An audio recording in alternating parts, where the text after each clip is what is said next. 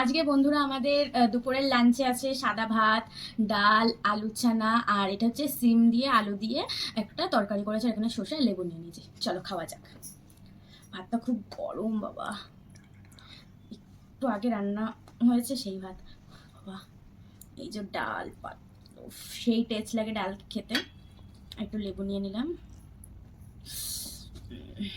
খুব গরম। এই যে আলুর চক্কা, এটা সিমের তরকারি।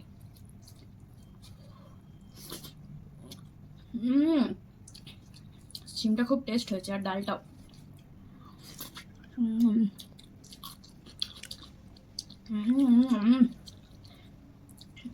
ডালটা পুরো নিয়ে নি। খুব টেস্ট। একটু লেবুটা দিয়ে দিই।